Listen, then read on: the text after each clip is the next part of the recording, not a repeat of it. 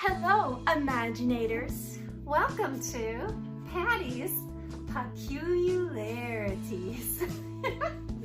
Today, we're going to be doing a project called, well, I've been calling it Shadow Dragons. So I'm going to show you the project here.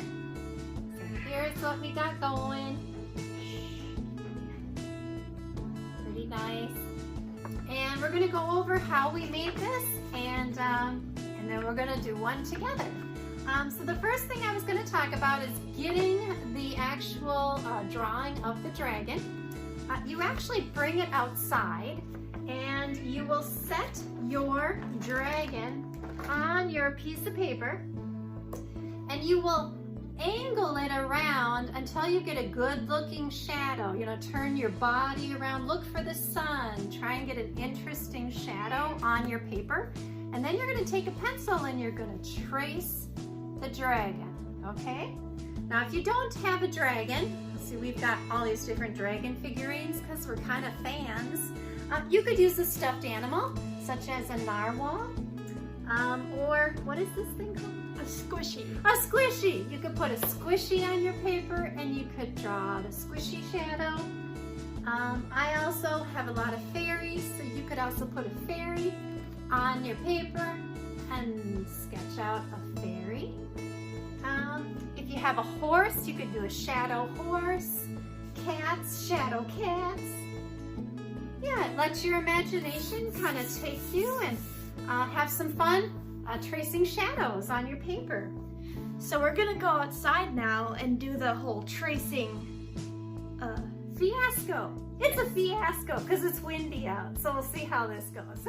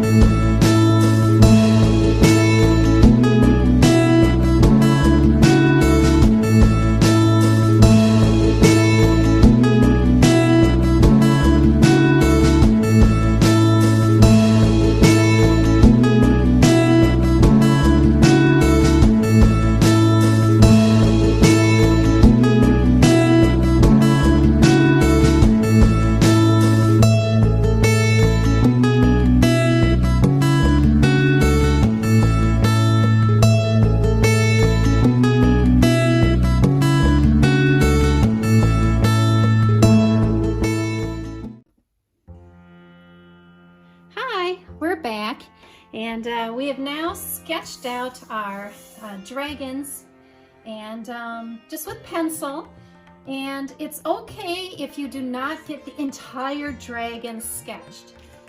If you look at this picture, you will see that I left pieces of it open and then kind of let the watercolor fill in kind of where your imagination would put parts of the dragon. So we're going to go ahead now. Our next step will be to Sharpie marker any part that you did get traced of your dragon. And if you want to add in some little details, you can do it now. Otherwise, just Sharpie marker what you got, and you can even add details in later.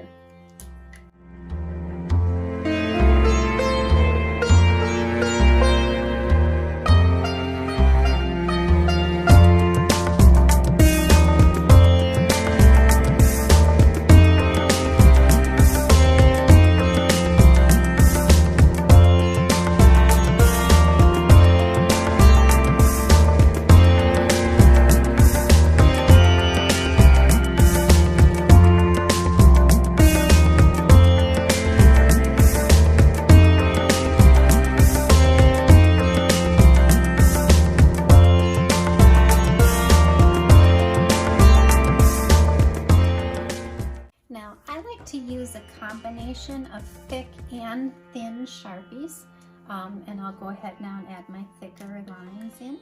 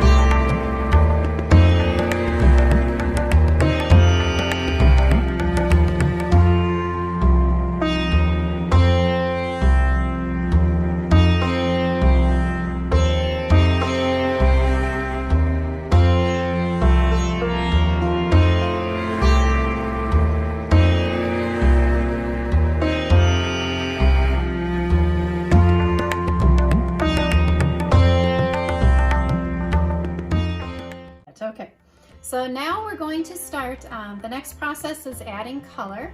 And as you can see, I did not give mine much in that way. Like I just kind of like blotched the watercolor on and got it kind of wet. I even did some flicks of just watercolor paint. I do have a combination of watercolor tubes that I put some paint out on.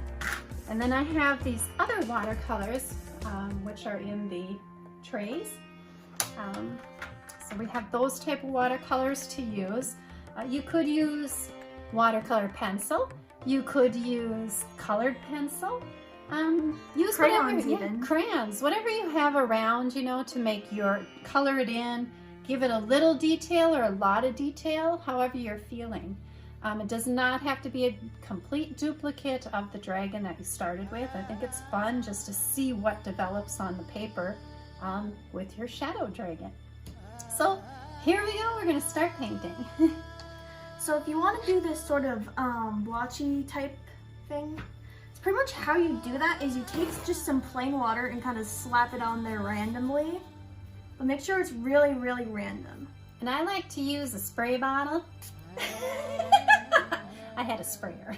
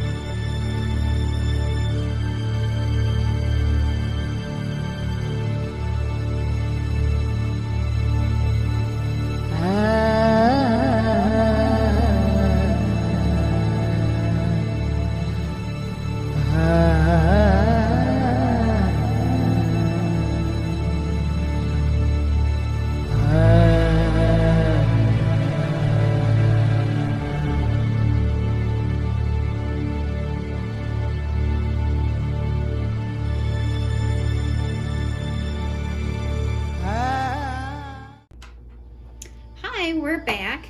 I actually used the blow dryer to help dry this a little faster so we could kind of keep working on the project. If you will notice, in this particular dragon that I did make, I'm going to turn it sideways so you can kind of see a little bit of detail. I took and I used actual just regular pencil and a little bit of thin Sharpie, and I kind of started to outline some of those areas within kind of the chest here, maybe like a part of a leg or something, or maybe some smoke. And I took and I tried to add just little bits of detail to kind of give you an idea maybe what this dragon might look like. And so I did that with just a regular pencil and a Sharpie marker. But if you wanted to, you could use colored pencils. You could go back and use a watercolor pencil and kind of highlight some of those smoky areas. Or maybe you see, sometimes I think here now I'm starting to see a second wing, or maybe there's another wing coming out this way. And so you kind of just start looking at your picture and seeing what you can find in there, I guess, is kind of what it amounts to.